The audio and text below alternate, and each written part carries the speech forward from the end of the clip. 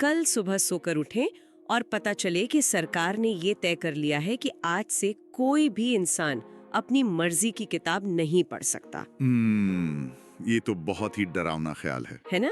मतलब या फिर कोई आपसे कहे कि आप देश के किसी खास हिस्से में यात्रा ही नहीं कर सकते। बिल्कुल, आजादी छिन जाने का एहसास ही भयानक है। हाँ, लेकिन मजे की बात यह है कि हम रोजमर्रा की जिंदगी में ना इस आजादी को बिना ज्यादा सोचे बस मान कर चलते हैं। जैसे हम जब भी कोई नया मोबाइल ऐप डाउनलोड करते हैं तो वो टर्म्स एंड कंडीशंस का एक लंबा चौड़ा पन्ना आता है स्क्रीन। हाँ, जिसे कोई नहीं पढ़ता। बिल्कुल, हम उसे बिना पढ़े बस एक्सेप्ट पर क्लिक कर देते हैं।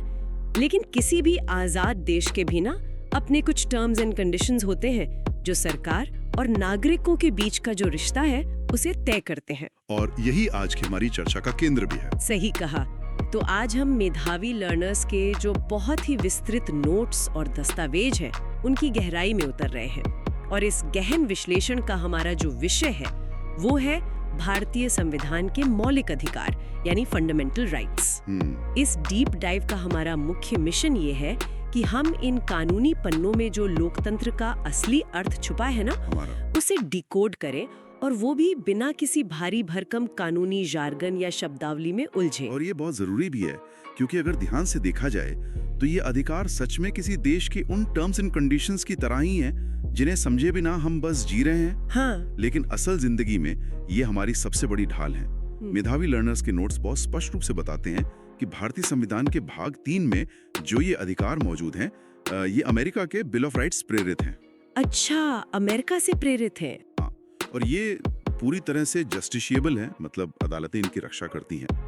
इन्हें तो संविधान की अंतरात्मा और यहाँ तक कि भारत का मैग्ना कार्टा भी कहा जाता है। मैग्ना कार्टा, बाप रे, ये तो बहुत भारी शब्द है। बिल्कुल, और इनका जो सबसे बड़ा उद्देश्य है ना, वो है देश में राजनीतिक लोकतंत्र या पॉलिटिकल डेमोक्रेसी स्थापित करना।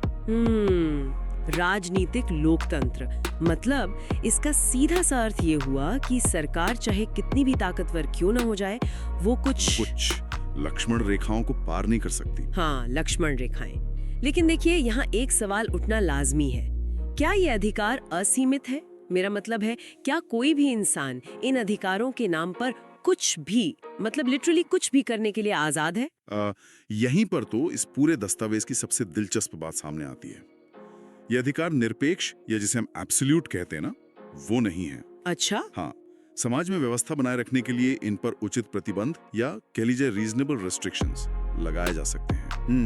क्योंकि एक इंसान की आजादी वहां खत्म हो जाती है जहां से दूसरे इंसान की नाक शुरू होती है ना? बिल्कुल सटीक बात कही आपने। और ये अधिकार पूरी तरह से स्थायी या सैक्रोसैंक्ट भी नहीं है, मतलब देश की संसद इनमें संशोधन कर सकती है। ओके। और सबसे बड़ी बात तो ये है कि राष्ट्रीय आपातकाल यानी इमरजेंसी के दौरान इन्हें छीना या निलंबित भी किया जा सकता है। इमरजेंसी में अधिकारों का छिन जाना तो एक बहुत ही गंभीर स्थिति है। हाँ, लेकिन दस्तावेजों में मैंने देखा एक बहुत ही महत्वपूर्ण अपवाद का जिक्र है कि आपातकाल के दौरान भी अनुच्छेद 20 और 21 को कभी निलंबित नहीं किया जा सकता। बिल्कुल सही पकड़ा आपने। मतलब चाहे देश में कितनी भी बड़ी उथल-पुथल क्यों ना मची हो, किसी के भी जीने का अधिकार और अपराधों के लिए दोष सिद्धि के संबंध में जो संरक्षण मिलता है वो हमेशा कायम रहता है। हाँ, और ये इस बात का बहुत बड़ा प्रमाण है कि हमारे संविधान निर्माताओं ने ना इंसान के जीवन की गरिमा को सबसे ऊपर रखा है।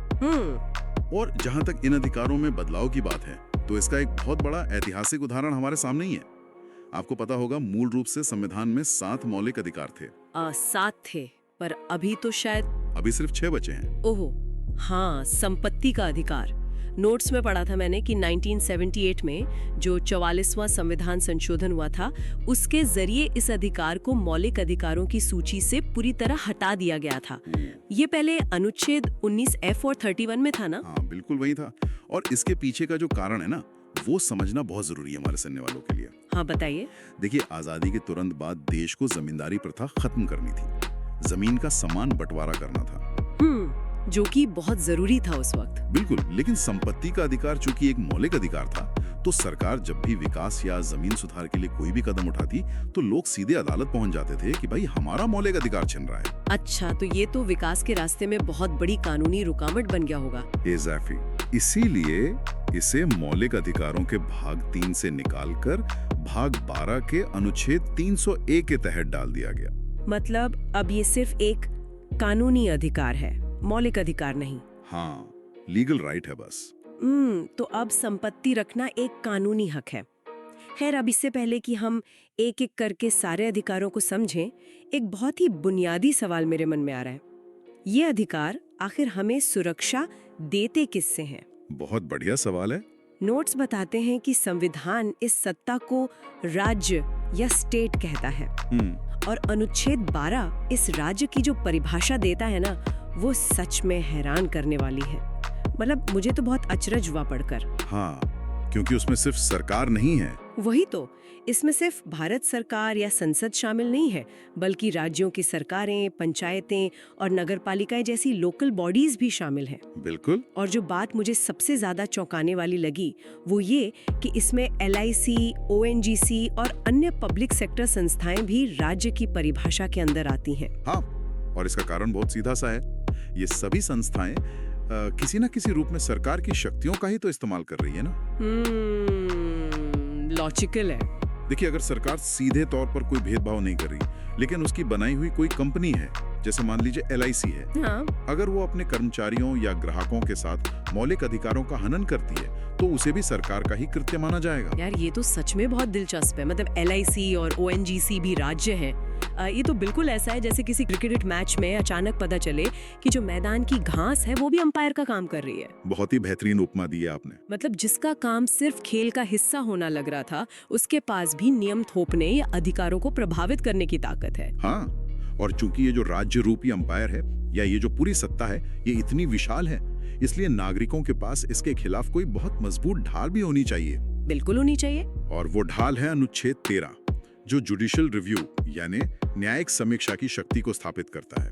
न्यायिक समीक्षा मतलब अगर सरकार कोई ऐसा कानून, अध्यादेश या नियम बनाती है जो इन मौलिक अधिकारों से टकराता है, तो न्यायपालिका उस कानून को शून्य या कह लें नल एंड वॉइड घोषित कर सकती है। बिल्कुल, राज्य कोई भी ऐसा नियम नहीं बना सकता जो इन अधिकारों को छीन ले। लेकिन हाँ, नोट्स में एक चीज साफ की गई है कि अनुच्छेद 368 के तहत जो संविधान संशोधन होते हैं ना, उन्हें इस कानून की परिभाषा से बाहर रखा गया है। हाँ, और ये अपने आप में एक अलग और बहुत लंबी कानूनी बहस का हिस्सा रहा है भारतीय इतिहास में। सही कहा। अच्छा, अब जब हम समझ ही गए हैं कि राज्य क्या है और हमारी ढाल क्या है, तो चलिए पहले अधिकार की तरफ बढ़ते हैं, समानता का अधिकार। जी। अब जब राज्य इतनी बड़ी और ताकतवर सत्ता है, तो उसके सामने सब समान कैसे हो सकते हैं? अनुच्छेद 14 समानता की बात तो करता है, लेकिन इसके भीतर दो अलग-अलग विचारधाराएं छिपी हैं। हाँ, और इन्हें समझना बहुत जरूरी है। दस्तावेज बताते हैं कि अनुच्छेद 14 में पहला विचार है कानून के समक्ष समानता, जो दरअसल एक ब्रिटिश विचार है। और नोट्स के अनुसार ये थोड़े नकारात्मक स्वर में है, क्योंकि इसका सीधा सा मतलब है कि किसी को भी कोई स्पेशल ट्रीटमेंट या विशेषाधिकार नहीं मिलेगा, चाहे कोई कितना भी अमीर हो या गरीब, सब कानून के सामने बराबर हैं। बिल्कुल। और जो दूसरा विचार है वो है कानूनों का समान संरक्षण, जो कि एक अमेरिकी विचार है। ये सकारात्मक है और इसका अर्थ है समान परिस्थितियों में समान व्यवहार। और सच कहूं तो यही दूसरा विचार, यानी जिसे हम इक्विटी कहते हैं ना, वो सबसे अहम है। वो कैसे? देखिए, समानता का मतलब हमेशा हर इंसान के साथ बिल्कुल एक जैसा व्यवहार करना नहीं होता। यहाँ कुछ अपवाद भी हैं। अच्छा, कैसे अपवाद? उदाहरण के लिए हमारे राष्ट्रपति हैं या राज्यपाल हैं या जो विदेशी राजनयिक होते हैं, उन्हें उनके कार्यकाल के दौरान कुछ विशेष कानूनी छूट मिलती हैं। जैसे उन्हें गिरफ्तार नहीं किया जा सकता। हाँ, पद पर रहते हुए उन्हें गिरफ्तार नहीं किया जा सकता। और ये इसलिए नहीं है कि वे आम नागरिकों से ऊंचे हैं, बल्कि इसलिए है ताकि वे अपना संवैधानिक काम बिना किसी डर या राजनीतिक दबाव के कर सकें। लॉजिकल है, लेकिन जब हम इस इक्वालिटी या समान संरक्षण वाले हिस्से को आगे अनुच्छेद 15 और 16 के साथ रखकर देखते हैं ना, तो एक बहुत बड़ी बहस खड़ी हो जाती है। हाँ, मैं समझ रहा हूँ आप किस तरफ इशारा कर रही हैं। अनुच्छेद 15 और 16 बहुत स्पष्ट रूप से कहते हैं कि धर्म, मूलवंश, जाति, लिंग या जन्म स्थान के आधार पर कोई भेदभाव नहीं होगा। अनुच्छेद 16 तो खासतौर पर नौकरियों में अफसर की समानता की बात करता है। जी बिल्कुल। तो यहाँ एक बहुत चुनौती भरा सवाल सामने आता है। अगर संविधान साफ तौर पर कह रहा है कि कोई भेदभाव नहीं होगा, तो फिर आरक्षण या रिजर्वेशन देकर अलग से प्रावधान क्यों किए गए हैं? मतलब क्या ये अपने ही नियमों को तोड़ने जैसा नहीं लगता? ये सवाल बहुत ही वाजिब है और सतह से देखने पर सच में ये एक विरोधाभास या कॉन्ट्रडिक्शन लगता है। लेकिन इसका जवाब उसी अमेरिकी विचार यानी समान संरक्षण में छिपा है। अच्छा, वो कैसे? थोड़ा आसान भाषा में समझाएंगे? इसे ऐसे समझते हैं, कल्पना कीजिए कि एक दौड़ होने वाली है, एक रेस है। समानता का जो ब्रिटिश विचार है वो ये कहता है कि सबको एक ही शुरुआती लाइन पर खड़ा कर दिया जाए और एक साथ दौड़ने को कहा जाए। सुनने में तो ये फेयर लगता है। फेयर लगता है, लेकिन क्या ये सच में न्याय है? तब जब कुछ धावकों के पैरों में सदियों से सामाजिक पिछड़ेपन और भेदभाव की भारी भेड़ियां बंधी हों। ओह, यानी दौड़ शुरू होने से पहले ही मुकाबला गैर बराबरी का है। बिल्कुल। इसीलिए संविधान का जो समान संरक्षण वाला सकारात्मक विचार है ना, वो राज्य को ये अनुमति देता है कि वो उन बेड़ियों को काटने के लिए विशेष इंतजाम करे। समझ रही हूँ। जैसे अनुच्छेद 15(3) राज्य को महिलाओं और बच्चों के लिए विशेष प्रावधान करने की अनुमति देता है, और बिल्कुल यही तर्क सामाजिक और शैक्षणिक रूप से पिछड़े वर्गों के लिए लागू होता है। हाँ, और नोट्स में इस पर एक बहुत ही अहम ऐतिहासिक संदर्भ भी है, 1951 का चंपकम दोरेराजन केस। जी। ये मामला दरअसल मद्रास के मेडिकल कॉलेजों में एडमिशन को लेकर था, और इस केस के फैसले के बाद ही संसद को तुरंत पहला संविधान संशोधन करना पड़ा था। हाँ, और उसी संशोधन के जरिए अनुच्छेद 15(4) जोड़ा गया ताकि अनुसूचित जाति और जनजाति के लिए विशेष प्रावधान किए जा सकें। और यही नीतियां आगे चलकर रोजगार में अवसर की समानता देने वाले अनुच्छेद 16 के तहत पिछड़े वर्गों के लिए आरक्षण का आधार भी बनी। इस दस्तावेज में 2 प्रमुख आयोगों का जिक्र है जिन्होंने इस दिशा में काम किया। काका कालेलकर आयोग और हाँ, काका कालेलकर की अध्यक्षता में पहला पिछड़ा वर्ग आयोग, और फिर बीपी मंडल की अध्यक्षता में दूसरा आयोग, जिसने 1979 में 27% ओबीसी आरक्षण की सिफारिश की थी। और आपको पता है, इस सिफारिश के लागू होने के बाद देश में जो कानूनी और राजनीतिक तूफान आया था, उसका नतीजा था 1992 का ऐतिहासिक इंदिरा साहनी केस, जिसे मंडल केस भी कहा जाता है। बिल्कुल वही। और सुप्रीम कोर्ट ने इस मामले में बहुत ही संतुलन भरा फैसला दिया था।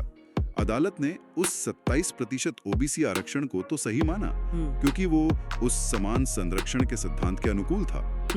लेकिन साथ ही ये भी सुनिश्चित किया कि ये व्यवस्था कहीं अनंत ना हो जाए। इसलिए उन्होंने कुल आरक्षण पर 50% की एक सीमा तय कर दी। ओहो, तो 50% का कैप वहां से आया है। हाँ, और इसके अलावा पिछड़े वर्गों में भी जो लोग आर्थिक और सामाजिक रूप से मजबूत हो चुके थे, जिन्हें क्रीमी लेयर कहा जाता है, हाँ, क्रीमी लेयर, उन्हें इस आरक्षण के दायरे से बाहर कर दिया गया। काफी बैलेंस्ड अप्रोच थी कोर्ट की। अच्छा, समानता के इस जटिल सच में ना 2 और अनुच्छेद शामिल हैं, अनुच्छेद 17 और 18। जी। पूरी तरह से अंत करता है। लेकिन यहाँ नोट्स में एक बहुत ही रोचक तथ्य दिया गया है। क्या? अस्पृश्यता शब्द का इस्तेमाल तो किया गया है, लेकिन पूरे संविधान में इसे कहीं भी परिभाषित यानी डिफाइन नहीं किया गया है। संविधान में डिफाइन ही नहीं किया? बिल्कुल नहीं, और ये जानबूझकर किया गया था ताकि समाज में मौजूद किसी भी तरह के सामाजिक बहिष्कार को इसके दायरे में लाकर खत्म किया जा सके। कोई लूप होल ना बचे। अरे वाह, ये तो बहुत दूरदृष्टि वाली बात थी। और वहीं अगर हम अनुच्छेद 18 की बात करें तो वो उपाधियों या टाइटल्स के अंत की बात करता है। हाँ, जैसे वो अंग्रेजों के जमाने वाले टाइटल्स। बिल्कुल। आजादी से पहले अंग्रेजों द्वारा जो दी जाने वाली सर या राय बहादुर जैसी उपाधियां होती थी ना, वो समाज में एक कृत्रिम ऊंच नीच पैदा करती थी, इसलिए उन्हें खत्म कर दिया गया। लेकिन हाँ, सेना की बहादुरी के लिए मिलने वाले जो परमवीर चक्र हैं या शिक्षा के क्षेत्र में मिलने वाली पीएचडी जैसी उपाधियां हैं, वो इस रोक से बाहर हैं। क्योंकि वो जन्म के आधार पर नहीं बल्कि व्यक्ति की योग्यता पर आधारित है। एग्जैक्टली। चलिए, तो जब समाज में समानता स्थापित करने की बात हो जाती है तो अगला सवाल उठता है व्यक्तिगत आजादी का। समानता का असली मजा तो तभी है ना जब इंसान खुलकर अपनी जिंदगी जी सके। बिल्कुल। और यहीं से हम स्वतंत्रता और जीवन के विस्तार की ओर बढ़ते हैं। अनुच्छेद 19 नागरिकों को 6 प्रकार की बुनियादी स्वतंत्रताएं देता है। बोलने और अभिव्यक्ति की आजादी, शांतिपूर्वक बिना हथियारों के इकट्ठा होने की आजादी, संघ बनाने की आजादी और हाँ, यहाँ नोट्स याद दिलाते हैं कि सहकारी समितियां या कोऑपरेटिव सोसाइटी बनाने का अधिकार 97वें संशोधन के जरिए जोड़ा गया था। जी, ये एक अहम पॉइंट है। इसके अलावा पूरे देश में आजादी से घूमने, कहीं भी बसने और कोई भी व्यापार या पेशा चुनने की आजादी। लेकिन जैसा कि हमने शुरुआत में ही चर्चा की थी, आजादी असीमित नहीं है। हाँ, रीजनेबल रिस्ट्रिक्शंस। बिल्कुल। अगर कोई व्यक्ति अभिव्यक्ति की आजादी के नाम पर समाज में दंगे भड़काने की कोशिश करता है, तो राज्यों से रोक सकता है। राष्ट्र की संप्रभुता, सुरक्षा, सार्वजनिक व्यवस्था और नैतिकता के आधार पर इन स्वतंत्रताओं पर उचित प्रतिबंध लगाए जा सकते हैं। अच्छा, तो ये जो अभिव्यक्ति की आजादी है, इसमें प्रेस और इंटरनेट भी आता है क्या? नोट्स में कुछ केसेस का जिक्र है। हाँ, बिल्कुल आता है। जैसे नोट्स में रोमेश थापर केस दिया है, जिससे प्रेस की स्वतंत्रता पक्की हुई। राजनारायण केस से आरटीआई यानी सूचना का अधिकार निकल कर आया। और इंटरनेट वाला? वो अनुराधा भसीन केस था, जहां इंटरनेट को भी अधिकार माना गया। और वो 2015 का श्रेया सिंगल केस तो आपको याद ही होगा। हाँ, जिसमें सुप्रीम कोर्ट ने आईटी एक्ट की उस कुख्यात धारा 66A को रद्द कर दिया था। बिल्कुल सही। तो ये आजादी समय के साथ बहुत बड़ी है। ये संतुलन बहुत जरूरी है। अब इसके बाद आता है अनुच्छेद 20, जो इस बात की गारंटी देता है कि अगर राज्य किसी नागरिक पर अपराध का आरोप लगाता है, तो राज्य अपनी मनमानी नहीं कर सकता। जी, और ये 3 बहुत अहम संरक्षण देता है। हाँ, नोट्स के अनुसार पहला है एक्स पोस्ट फैक्टो कानून नहीं होगा।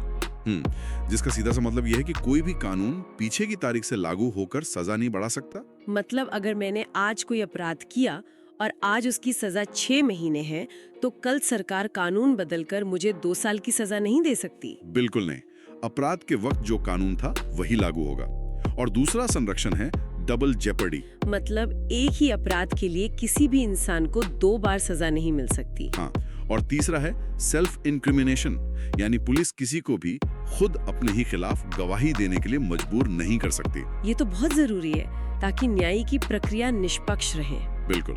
और फिर आता है इस पूरे दस्तावेज का सबसे खास और मैं कहूँगी सबसे जादुई हिस्सा, अनुच्छेद 21। अनुच्छेद 21 जो प्राण और दैहिक स्वतंत्रता का संरक्षण करता है। नोट्स कहते हैं कि किसी भी व्यक्ति को कानून द्वारा स्थापित प्रक्रिया के बिना उसके जीवन या व्यक्तिगत स्वतंत्रता से वंचित नहीं किया जाएगा। और ये विचार जापान के संविधान से प्रेरित है। जी। मुझे तो ये अनुच्छेद ना एक ऐसे जादुई बक्से की तरह लगता है, जो बाहर से देखने में सिर्फ एक लाइन का दिखता है, लेकिन जैसे जैसे समय बीता है और समाज ने नई चुनौतियां देखी हैं, इस बक्से में से निजता, नींद, बिजली और यहाँ तक कि विदेश यात्रा जैसे न जाने कितने अधिकार निकलकर सामने आए हैं। जादुई बक्से की ये उपमा बिल्कुल सटीक बैठती है। और सबसे दिलचस्प बात यह है कि शुरुआत में इस बक्से का ढक्कन बहुत सख्ती से बंद था। अच्छा, कैसे? देखिए, 1950 का जो AK गोपालन केस था, उसमें सुप्रीम कोर्ट का नजरिया बहुत ही किताबी और संकीर्ण था। कोर्ट ने कहा कि अगर सरकार कोई कानून बना दे और उस कानून के तहत किसी की आजादी छीन ले, तो वो सही है।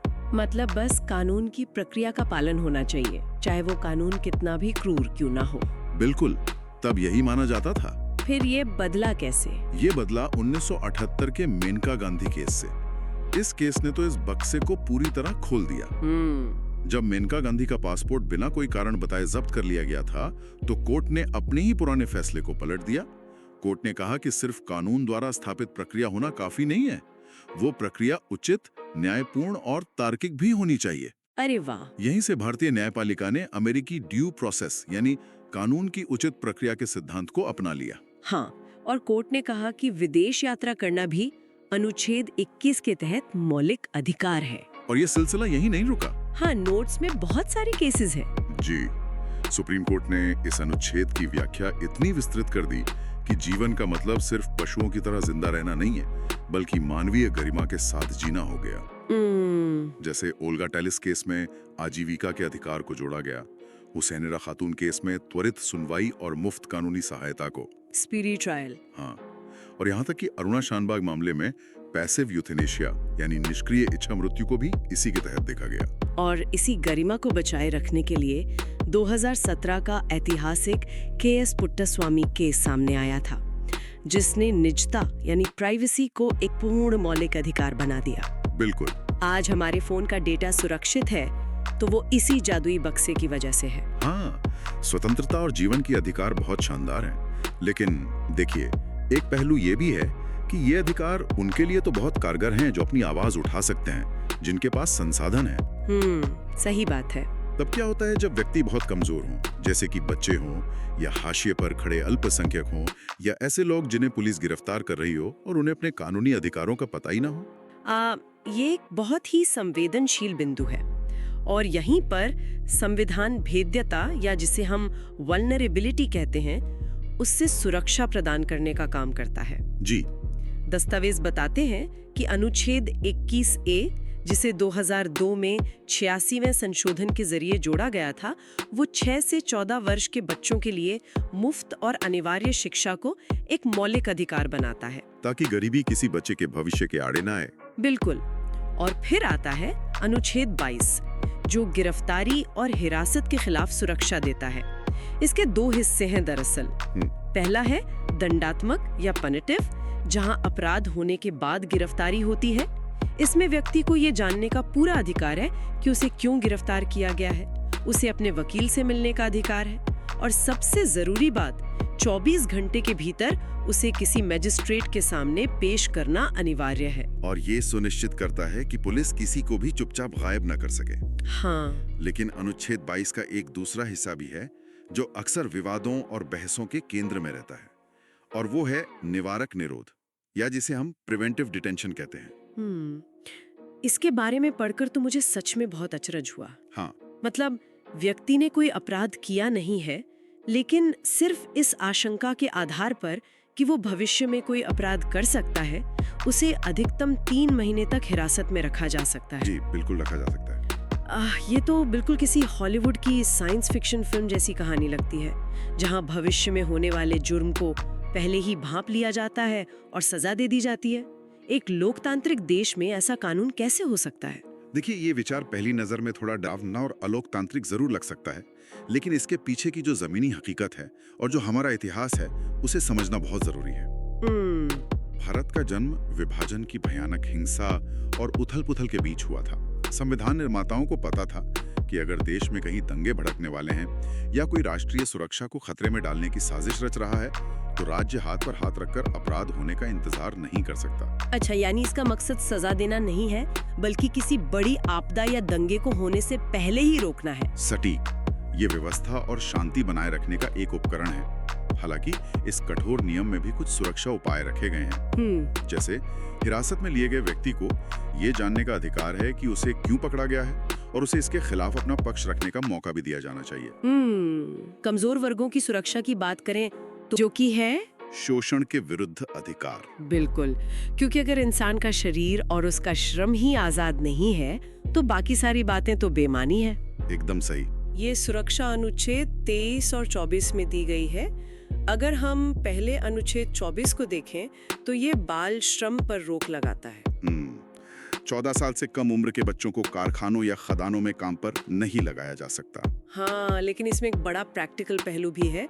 स्कूल के बाद सुरक्षित जगहों या पारिवारिक व्यवसाय में काम करने की छूट दी गई है। और यहीं पर हमें खतरे और वास्तविकता के बीच का संतुलन समझना होता है। वो कैसे? देखिए, अनुच्छेद 24 ये नहीं कहता कि बच्चा दुनिया की वास्तविकता से बिल्कुल कट जाए। ये सिर्फ उन खतरनाक उद्योगों को टारगेट करता है जहां उसका बचपन और स्वास्थ्य छिन सकता है। मतलब पिता की दुकान पर हाथ बटाना अलग बात है। हाँ, और एक 10 साल के बच्चे को किसी खदान के अंधेरे में या चूड़ी बनाने वाले कारखाने के धुएं में ढकेलना सीधा शोषण है। सही बात है। इसे रोकने के लिए ही ये लक्ष्मण रेखा खींची गई है। बिल्कुल। अब इसी कड़ी में अनुच्छेद 23 आता है, जो मानव तस्करी और बेगार पर सख्त रोक लगाता है। इंसान कोई संपत्ति नहीं है जिसे खरीदा या बेचा जा सके। राइट। लेकिन यहाँ मुझे एक बहुत बड़ा विरोधाभास दिखता है। कैसा विरोधाभास? देखिए, अनुच्छेद 23 शोषण रोकता है, ठीक है, लेकिन इसी में एक अपवाद है कि राज्य यानी सरकार सार्वजनिक उद्देश्यों के लिए अनिवार्य सेवा लागू कर सकती है। हाँ, ये अपवाद है। तो इन सब का आखिर मतलब क्या है? अगर आप जबरन काम के खिलाफ है, तो फिर राज्य को जबरन काम करवाने की छूट क्यों? क्या ये उसी अधिकार का उल्लंघन नहीं है? ये बहुत ही तार्किक सवाल है। पहली नजर में ये विरोधाभासी लगता है, लेकिन इसे एक आपातकालीन स्थिति के चश्मे से देखिए। अच्छा, जैसे युद्ध का समय। एग्जैक्टली मान लीजिए देश पर कोई हमला हो गया है या कोई भयंकर प्राकृतिक आपदा आ गई है, व्यवस्था चरमरा गई है। ऐसे में देश के अस्तित्व को बचाने के लिए हर हाथ की जरूरत पड़ सकती है। राज्य को ये शक्ति उसी सर्वाइवल के लिए दी गई है। लेकिन इसमें तो फिर से शोषण हो सकता है ना? यहीं पर सबसे हैरान करने वाली बात सामने आती है। इस अपवाद में एक बहुत बारीक शर्त है, बिना किसी भेदभाव के। मतलब राज्य ये तो कह सकता है कि हमें आपकी सेवा चाहिए, लेकिन ये नहीं कह सकता कि सिर्फ एक खास धर्म या जाति के लोग ही खाइयां खोदने का काम करेंगे। अरे वाह, ये तो बहुत ही अहम शर्त है। बिल्कुल, जब संकट हो तो सबसे सेवा मांगी जा सकती है, लेकिन बिना भेदभाव के। व्यक्तिगत आजादी और राष्ट्र की सुरक्षा के बीच ये एक बेहतरीन संतुलन है। मैं समझ गई। जब बात पूरे ढांचे को बचाने की हो तो बिना भेदभाव के एक सामूहिक जिम्मेदारी बन जाती है। सही कहा। चलिए अब शरीर की आजादी से थोड़ा आगे बढ़ते हैं। बात करते हैं विचारों और पहचान की आजादी की, जो कि अनुच्छेद 25 से 30 तक है। धर्म, संस्कृति और शिक्षा की आजादी। शुरुआत अनुच्छेद 25 से होती है। ये अंतरात्मा की और धर्म को मानने, आचरण करने और प्रचार करने की आजादी देता है। हाँ, लेकिन यहाँ सीखने वालों के लिए एक स्पष्ट चेतावनी भी है। वो क्या? प्रचार करने की आजादी तो है, लेकिन जबरन धर्मांतरण यानी फोर्सेबल कन्वर्जन पर सख्त मनाही है। ये बहुत जरूरी फर्क है। और फिर अनुच्छेद 26 आता है, जो धार्मिक कार्यों के प्रबंधन की आजादी देता है। अगर हम इसे बड़े दायरे में देखें तो ये राज्य को धर्म से अलग रखने का काम करते हैं। यही तो धर्मनिरपेक्षता है। राइट। और यहीं पर अनुच्छेद 27 सामने आता है, जो सच में बहुत दिलचस्प है। टैक्स वाला हिस्सा। हाँ, ये कहता है कि किसी विशेष धर्म को बढ़ावा देने के लिए टैक्स देने से आजादी है। सरकार ऐसा टैक्स नहीं लगा सकती जिसका पैसा किसी एक धर्म के प्रचार में जाए। बिल्कुल। लेकिन इसमें लिखा है कि फीस ली जा सकती है पर टैक्स नहीं।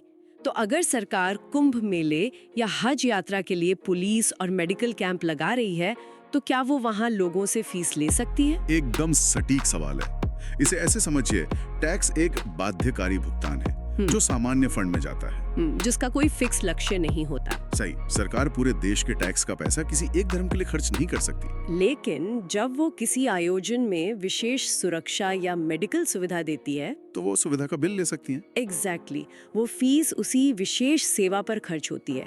ये कोई दान नहीं है, बस व्यवस्था चलाने के लिए एक सर्विस चार्ज है। तो टैक्स और फीस का ये अंतर बहुत ही लॉजिकल है। अब आगे अनुच्छेद 28 है, जो कहता है कि पूरी तरह सरकारी पैसे से चलने वाले स्कूलों में कोई धार्मिक शिक्षा नहीं दी जाएगी। हाँ, वहाँ सिर्फ सामान्य शिक्षा होगी। लेकिन यहाँ से ये विषय एक बहुत ही दिलचस्प मोड़ लेता है जब हम अनुच्छेद 29 और 30 की तरफ आते हैं। सांस्कृतिक और शैक्षिक अधिकार। हाँ, अनुच्छेद 29 किसी भी वर्ग को अपनी भाषा और संस्कृति बचाने का अधिकार देता है। और अनुच्छेद 30 विशेष रूप से अल्पसंख्यकों को अपने शिक्षण संस्थान खोलने का अधिकार देता है। लेकिन यहाँ एक बहुत बड़ा सवाल है। बताइए। संविधान ने अल्पसंख्यकों को इतने बड़े अधिकार दे दिए, लेकिन पूरे संविधान में कहीं भी अल्पसंख्यक या माइनॉरिटी शब्द को परिभाषित ही नहीं किया है। हाँ, ये बात अक्सर बहस का मुद्दा बनती है। क्या ये एक बहुत बड़ा लूपहोल नहीं है? मतलब बिना परिभाषा के कैसे तय होगा कि कौन माइनॉरिटी है? राजनीति विज्ञान में ये सवाल बहुत उठता है, लेकिन अगर हम संविधान बनाने वालों की दूरदृष्टि को देखें तो ये कोई लूपहोल नहीं है। तो फिर क्या है? ये जानबूझकर छोड़ा गया एक लचीलापन है। भाषा और धर्म की जनसंख्या हमेशा एक जैसी नहीं रहती। वो समय के साथ बदलती है। बिल्कुल। जो समूह आज पूरे देश में बहुसंख्यक है, वो शायद किसी विशेष राज्य में अल्पसंख्यक हो सकता है। अच्छा, तो अगर 1950 में ही कोई कठोर परिभाषा लिख दी जाती, तो आज की बदलती स्थिति में वो अधिकार बेमानी हो जाते। इसीलिए अदालतों को ये जिम्मेदारी दी गई कि वे समय और परिस्थिति के हिसाब से तय करें। ये तो सच में बहुत दूर की सोच थी। ये लचीलापन ही इस सिस्टम की असली ताकत है। बिल्कुल सही। चलिए अब एक नई तार्किक कड़ी जोड़ते हैं। हमने इतने शानदार अधिकारों की बात की, लेकिन अगर कोई हमारे इन अधिकारों को छीन ले और हमारी कोई सुने ही ना, तो ये सारे अधिकार महज कागज के टुकड़े रह जाएंगे। एग्जैक्टली। और यहीं पर इस पूरे ढांचे का इंजन आता है अनुच्छेद 32। अधिकारों का रक्षक। बिना किसी उपाय के अधिकार अधूरे हैं। इसीलिए डॉक्टर B.R. अम्बेडकर ने इसे संविधान का हृदय और आत्मा कहा था। Heart and soul of the constitution. हाँ, ये अनुच्छेद सीधे सुप्रीम कोर्ट जाने का मौलिक अधिकार देता है। और इसे लागू करने के लिए न्यायपालिका के पास 5 विशेष हथियार हैं जिन्हें रिट्स कहते हैं। याचिकाएं, इनके लैटिन नाम थोड़े भारी जरूर हैं। पहला है हेबियस कॉर्पस, जिसका मतलब है शरीर को प्रस्तुत किया जाए। अगर मैं इसे आज की भाषा में कहूँ तो क्या ये एक मिसिंग पर्सन अलर्ट जैसा है? एकदम, ये गैर कानूनी हिरासत से बचाता है। और मजेदार बात यह है कि ये राज्य और निजी व्यक्ति दोनों के खिलाफ इस्तेमाल हो सकता है। ये तो बहुत पावरफुल है। और इसका सबसे ऐतिहासिक उदाहरण एडीएम जबलपुर केस है, जो आपातकाल के दौरान हुआ था। हाँ, तब ये सवाल उठा था कि क्या इमरजेंसी में जीवन का बुनियादी अधिकार भी छीना जा सकता है? क्या सरकार किसी को भी अनिश्चित काल के लिए जेल में डाल सकती है? बाप रे। उस समय जो भी फैसला रहा हो, लेकिन उस दौर ने साबित कर दिया कि हेबियस कॉर्पस तानाशाही के खिलाफ सबसे बड़ी ढाल है। रोंगटे खड़े कर देने वाली बात है ये। सच में। दूसरी याचिका है मैंडेमिस, यानी परमादेश। हम आदेश देते हैं। ये तो किसी बॉस के ऑफिशियल ऑर्डर जैसा लग रहा है। सही पकड़ा। जब कोई सरकारी अधिकारी अपना काम करने से मना कर दे, तो कोर्ट उसे अपना कर्तव्य निभाने का आदेश देता है। लेकिन क्या ये किसी प्राइवेट इंसान पर लागू होता है? नहीं, ये निजी व्यक्ति, राष्ट्रपति या राज्यपाल के खिलाफ जारी नहीं हो सकता। ये सिर्फ सरकारी तंत्र की जवाबदेही के लिए है। समझ गई। अब तीसरी और चौथी याचिका पर आते हैं, जो अक्सर कंफ्यूज करती हैं। प्रोहिबिशन और सर्टियोररी। प्रतिषेध और उत्प्रेषण। हाँ, प्रोहिबिशन ऊपरी अदालत द्वारा निचली अदालत को रोकने के लिए है, और सर्टियोरारी केस ट्रांसफर करने या आदेश रद्द करने के लिए। बिल्कुल। अगर मैं इसे आम जिंदगी से जोड़ूं, तो क्या मैं कह सकती हूँ कि प्रोहिबिशन बीमारी होने से पहले की वैक्सीन है और सर्टियोरारी बीमारी के बाद की सर्जरी? क्या बात है! ये इसे याद रखने का सबसे बेहतरीन तरीका है, प्रिवेंशन और क्योर। जब निचली अदालत कोई ऐसा केस सुन रही हो जो उसके अधिकार में नहीं है और फैसला नहीं आया है, तो प्रोहिबिशन एक स्टॉप साइन का काम करता है। वो गलती होने से पहले ही रोक देता है। हाँ। और सर्टियोरारी तब आता है जब फैसला आ चुका हो। कोर्ट उस गलत आदेश की सर्जरी करके उसे रद्द कर देता है। अब ये हमेशा के लिए क्लियर हो गया। और 5वीं रिट है क्यो वारंटो, यानी किस अधिकार से। ये किसी सरकारी अधिकारी का आईडी कार्ड चेक करने जैसा है कि आप किस हक से इस कुर्सी पर बैठे हैं। तो ये 5 रिट्स कोर्ट को एक सुपर पावर देती हैं। बिल्कुल। लेकिन अब यहाँ से हमारी चर्चा एक बहुत ही गंभीर मोड़ पर आती है। क्या ये अधिकार असीमित हैं? क्या कोई आपातकालीन ब्रेक है जो इन्हें रोक सकता है? अनुच्छेद 33 से 35 तक कुछ बहुत जरूरी अपवाद हैं। जैसे अनुच्छेद 33 कहता है कि संसद सशस्त्र बलों और पुलिस के अधिकारों को सीमित कर सकती है। अब एक आम इंसान सोचेगा कि जो पुलिस और सेना हमारी रक्षा कर रही है, उसी के अधिकार क्यों छीने जा रहे हैं? सुनने में कठोर लगता है, लेकिन ये राष्ट्र की सुरक्षा के लिए जरूरी है। इन बलों का काम कड़े अनुशासन और चेन ऑफ कमांड पर टिका है। सोचिए, कोई गुप्त खुफिया मिशन चल रहा है और कोई सैनिक अभिव्यक्ति की आजादी का हवाला देकर उसे सोशल मीडिया पर डाल दे, तो पूरा मिशन ही खतरे में पड़ जाएगा। या दंगे रोकने गई पुलिस बहस करने लगे कि हम आदेश नहीं मानेंगे, तब तो पूरी व्यवस्था ही ताश के पत्तों की तरह ढह जाएगी। इसलिए अनुशासन बनाए रखने के लिए इन पर प्रतिबंध लगाना एक मजबूरी है। समझ गई। और अनुच्छेद 34 मार्शल लॉ की बात करता है। हाँ, सैन्य शासन। ये कॉन्सेप्ट हमने यूके से लिया है। और अनुच्छेद 35 कहता है कि इन अधिकारों पर कानून बनाने की शक्ति सिर्फ संसद के पास है, राज्य विधानसभाओं के पास नहीं, ताकि पूरे देश में एकरूपता बनी रहे। अगर हम इसे थोड़ा जूम आउट करें, तो लगता है कि भारतीय संविधान दुनिया भर के बेहतरीन विचारों का एक ग्लोबल रीमिक्स है। बिल्कुल। अगर हम इसका निष्कर्ष निकालें और इसे बड़े दायरे में देखें, तो हमने किसी एक की नकल नहीं की, बल्कि सबको अपने हिसाब से ढाला है। जैसे जो PIL या जनहित याचिका का कॉन्सेप्ट है, जहां कोई भी किसी गरीब के लिए कोर्ट जा सकता है, वो अमेरिकी संविधान से प्रेरित है। और एवी डाइसी का रूल ऑफ लॉ, यानी कानून का शासन, कि कानून सबसे ऊपर है, कोई इंसान नहीं। राइट। लेकिन मुझे 2 शब्दों में बहुत उलझन होती है। एक है जापानी concept procedure established by law, और दूसरा अमेरिकी concept due process of law. ये न्याय शास्त्र का सबसे दिलचस्प अंतर है। इन दोनों में प्रैक्टिकल फर्क क्या है? मान लीजिए संसद एक कानून बनाती है कि एक खास जुर्म के लिए सीधे उम्र कैद होगी। जापानी कॉन्सेप्ट के हिसाब से अदालत सिर्फ ये देखेगी कि क्या कानून पास करने की प्रक्रिया सही थी, मतलब क्या सही वोट पढ़े, सही हस्ताक्षर हुए। हाँ, अगर प्रक्रिया सही है तो कानून चाहे कितना भी कठोर हो, अदालत उसे नहीं रोक सकती। ओहो, मतलब कानून की नीयत नहीं देखी जाती, सिर्फ तरीका देखा जाता है। एग्जैक्टली। लेकिन दूसरी तरफ अमेरिकी ड्यू प्रोसेस अदालत को बड़ी ताकत देता है। इसमें अदालत ये भी देखती है कि क्या वो कानून न्यायपूर्ण और तार्किक है।